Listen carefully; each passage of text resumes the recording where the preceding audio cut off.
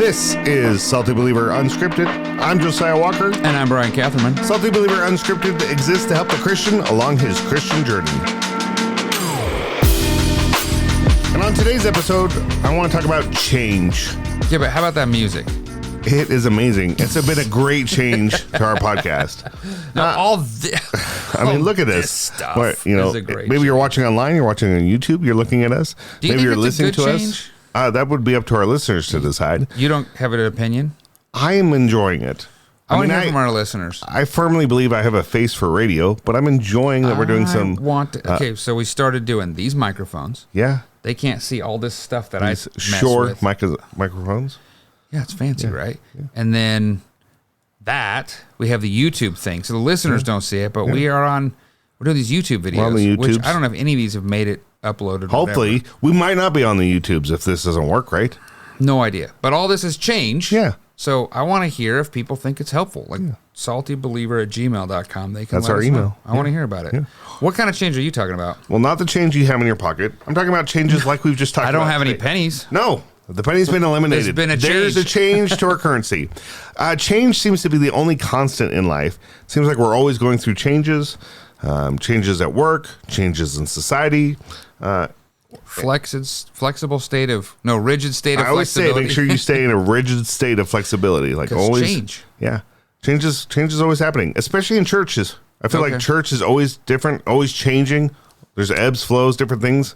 If it's not changing at some point, you really have to wonder what's going on. Things are just shifting. And some things should stay the same. The gospel should stay the same. 100%. There's certain God's things word doesn't change. Yes. Right? Things we should cherish that way. But some things really do change. Change, right? Yeah, I mean, right off the bat, I remember when I was a kid growing up in church, puppets were huge things in kids ministry. That's a good change. If we don't have puppets. There were flannel graphs that my Sunday school teacher used to help present the gospel message to me. My parents went to a different church when I was growing up. They had drums and musical instruments, which is very different and a change from how they had grown up in a Baptist church with just an organ, right, and a choir. So music has changed. They used to call it the worship wars. Yeah. Sometimes the order of the service has changed. I think we've talked about that in previous episodes. Way you dress. The way you dress. The ministries. Formal, most informal. of the ministries, like kids ministry, is quite a bit different. You talked about flannel graphs, but even just the approach. Sure. There's a lot of things that are different with kids, different with parenting. You have technology problems. Youth has changed. The kids are facing some of the problems are very similar. Some of the problems are very different. Yeah. And then churches just have, even if you don't have things changing because of that, you have pastors come in who are different. You have policies that are different. Constitutions get changed for different reasons. The community around the church changes, which changes the church. Or even just the dynamic of the people. I mean, they grow up, they get older, they become grandparents, parents, or even, whatever. Buildings change. We're sitting here in the Salty Believer Unscripted Studios at Trinity Church, and this church you're telling me has gone through building changes. I think the foyer used to be the actual sanctuary of the church. Did a bunch of remodel, and so there was that kind of change. This church used to speak in Swedish. Wow. And so they speak English. That was a big change. They went through all these things we're talking about. Just since I've been here, and even before I've been here, they got Pastor Kevin showed up, changes in staffing, changes in team ministry approach. Okay. Just how we preach in a team. Again, just different approaches to different things. It's change, and change is hard. Staffing can be a huge. I remember we merged Redeeming Life. When I was we went through a merge. That was a change. Yep. Those kinds of things. It was just for various reasons. Policies changed. Insurance requirements caused changes. You've had staffing change. I left. Yeah, that's a change. And then you had staffing changes with worship person, and it's hard for people, I think, when church stuff changes. Absolutely. A lot of things in the world change, and they want some stability, but even in the church life, it just changes. We ourselves even change. Right? As we're being sanctified, we get old, we're growing and changing. Okay. So is change always a bad thing? I think that if you're talking about sanctification, you want to be changing. Yeah. If you're talking about the church, if you're growing, that's change. Yeah. If you want growth, that's change. But that's hard sometimes because we really like the small community of a smaller church, and then we get big and we feel like we lose some of that community. Or you're big and things get more intimate, and then you get frustrated. But how about this? the Great Commission says, go into these places that don't know Christ, bring the gospel. That's going to change entire communities. Sure. On top of that, grab that, reach behind you and grab this if you can. Okay, so what you've just handed me, so I have a subscription to World News, and they have a print option. I'm going to hold this up for YouTube, but I'm just going to read it. I don't know if I'm going to... Oh, look, there's Jeff Orge on the back. This one just came in the mail. Nice. And this just came in the mail, and on the cover, it caught my attention. I haven't read the article because I just barely got it. But it says, Tidings of Great Joy. Could Christians from the global south, meaning like South America, Africa, I guess that would include, I was going to say Antarctica. I don't think there's a lot there. Australia. Could Christians from the global south rejuvenate the church in the West? And look at the picture. Like all of those individuals look like they're coming from another culture, and now they're sending missionaries to America. Well, things change. Sure. Right? In fact, okay, let's talk about this for change. So I live in Holdridge, Nebraska, just down the street. And I don't know what's going to happen at the point when this podcast comes out. Lexington is a town of like 10,000 people. Like 3,000 jobs just got cut. Whoa. There's a Tyson beef packing plant in there. And they're moving, and they're gone. And wow. Those are the jobs. So I bet half the population their family gets a paycheck somehow in those, like, in that household. Yeah. That touches it. That's going to be a huge change. People are asking us, well, what do we do? And what's going to happen there? And I don't know. We're just going to hold on to the gospel. We're going to trust the Lord. So you said, I don't think there's a time when we can ever expect no change. So how do we walk through those changes in a healthy way, in a God-honoring way? Because a lot of times when change happens in our church, we get frustrated. The first thing we do is freak out. You know? Because we don't want to, because immediately we take a default position that says, I know this, I don't want to change. Right. There's some comfortability in it, right? We never did this before. You know? We always did this, and I'm going to fight it, and why this, and why that, and we struggle so much. But I think step number one is first ask yourself, does this matter? Okay, does the change matter? Here comes some, like, does it matter to me to lose my mind? And okay, so they're changing this thing. Am I okay with that? Sure. Does it make a big difference? Like, I know some people who were at a church and they had installed the stained glass windows, or they had painted them, or grandma did, and they had to do some remodels and they had to take those stained glass windows out. Well, that really hurt that family because it was their grandmother who had put those in. So in that case, you're like, okay, this change is going to have some impact. Why? I'm thinking of like, hey, we want you to check your kids in 10 minutes earlier. Ooh, yeah. You know, something like that. Okay, is this really something I want to get bent out of shape about? And if I do, or if there's a problem, ask questions and go, hey, why? Not just, I'm not going to change, but why are we doing it this way? Yeah, sometimes we get upset just because there are changes, but we don't stop to say, well, why is the church making these changes? What's the reason for this? Why was, and that's okay. That's really, really okay. Or and sometimes, okay, well, they took the stained glass windows out, and maybe that's something that's hard for me or sad, but I need to process through this. Yeah. Things do change. And then, so you're asking questions, and the question is, what can I do to help in this? Because believe me, in a church, when you have staff, the easiest thing they could ever do is change nothing, usually, for the staff. Well, and if you never change, your church will just die, right? Because the world around your church building is probably changing. Your community is changing. People are moving in and out. Usually the change is because your staff and the pastors, and they're trying to help you grow and know. There's just reasons for these changes. And sometimes they're just little things. I remember when you left Redeeming Life Church, you have a doctorate in ministry. You had been preaching as a lead pastor for over 10 years. I stepped into that role. I do not have a doctorate. I have a different seminary degree. I had preached maybe 40 sermons when I became the lead pastor. My preaching style was drastically different than yours. But I think that church was gracious to you. Most of the church was pretty gracious, but we did have some people that are like, this isn't for me. I don't like this guy. I'm out of here. Well, like they didn't move to Holdridge. It would be really easy for me to go, I'm a failure because these people left. Yeah. Yep. But that's not always the case. No, sometimes God change. moves people and places and things. Sometimes change, and you don't know always the parameters and the dynamics, but God changes things. Paul and Barnabas went off on missionary journeys. They had an issue. That thing changed, and then the next missionary journeys looked different, and then the next thing. Things change. So when we're talking about, does the change matter? How does it affect the kingdom? How can I help in this change?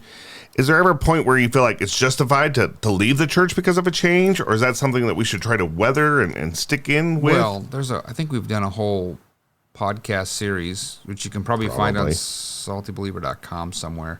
Like, when do we leave a church? Sure. Okay, well, if they're changing off the gospel, right. if they're preaching heresy, if the doctrines are now outside of things that are salvation, of course there's a time. But, don't get all caught up in the little tiny things. Right. That's not helpful. And sometimes we're so desperate to anchor in things. Church constitutions are an interesting one to me. Sure. The Bible and our doctrine should not be changing. Our understanding of God's word. Yeah. Now, we might start to realize and interpret this thing a little differently, but God's word doesn't change. Right. But our constitutions are tools that help us, for example, and bylaws and things. And there are some people that go, that's going to be the thing that's going to be the anchored truth. The Constitution? Or the bylaws, right? Okay, like, if we find that it doesn't line up with the Bible and it's not serving us very well, if the whole church goes, we should change that, that's okay. But some people have got it in their mind that, like, a church constitution or a bylaw is the ultimate end-all, be-all. Like, the people who put it together didn't think of any possible reason for changing it. Well, some of our church's bylaws and constitutional verbiage came out of our denomination's faith and theological statement. And so as we've been looking through some of those things I don't think really line up with who we are as a church. And if you're putting those into, we have to remember those are written by man. Yeah, and you're talking about redeeming life. I'm talking about redeeming life. I was involved in writing that Constitution, and I've been like, that should change. And who am I to think that I've got it all sorted out perfectly? But we don't ever want to put our Constitution in a higher authority than God's word. No, not at all. Not at all. And sometimes we have to remember that these changes are meant to help our church be a better church, a safer church for our children. Right. I know at Redeeming Life Church, after our church merged, we had to make some changes to the kids area. The nursery door, this was a great idea in the 80s and 90s. They built the building. Yeah. You walked in to check in, you came into the lobby, and the nursery was right at the front door. Boom.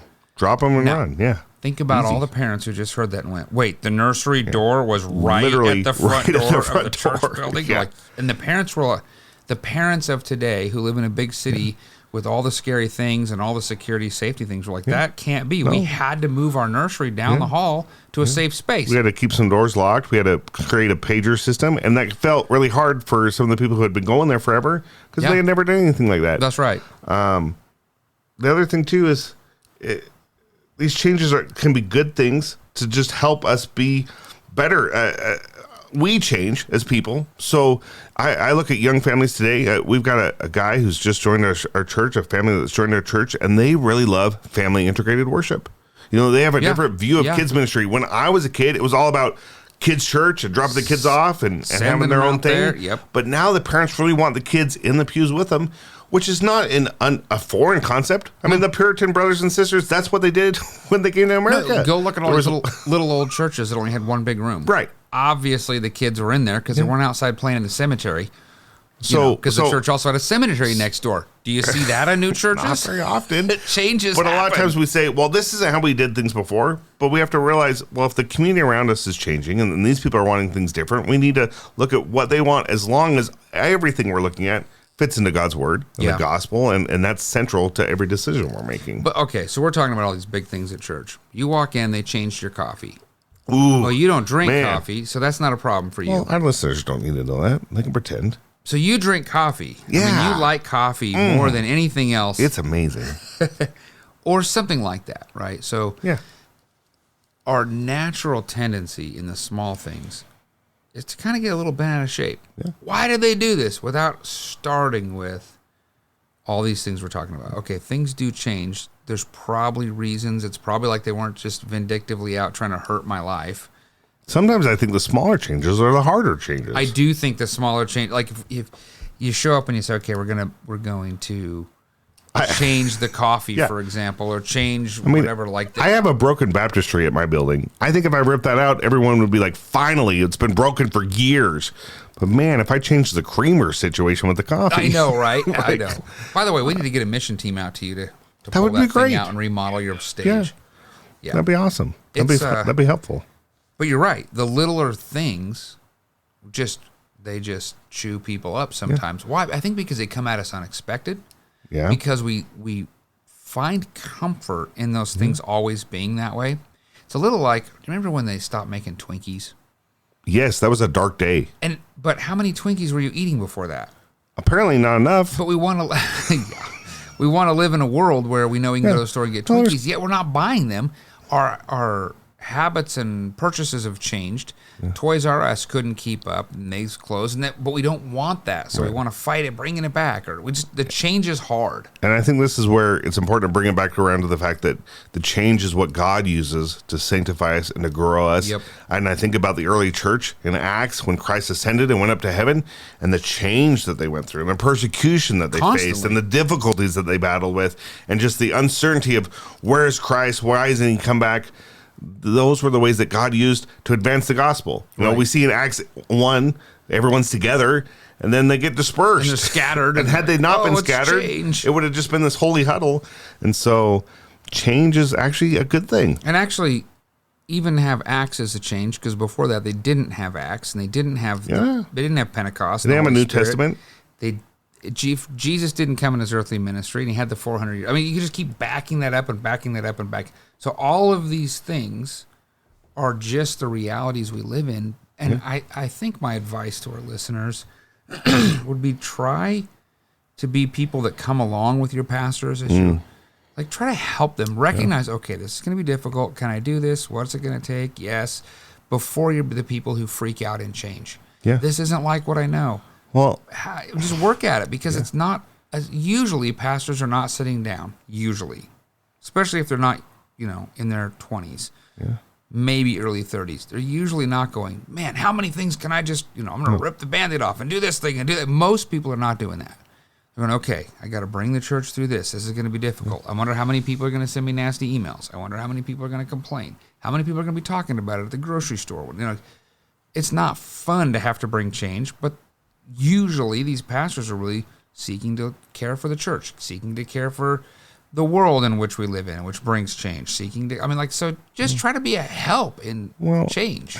Absolutely. Because think about all the change that you've gone through in your life, even from a young child. I'll never forget the day I had to get on the bus for the first time by myself and go to school without my parents, and there's a time when we leave our parents, we move out and we live on our own. If we never experience these changes, we'll never mature, we'll never grow.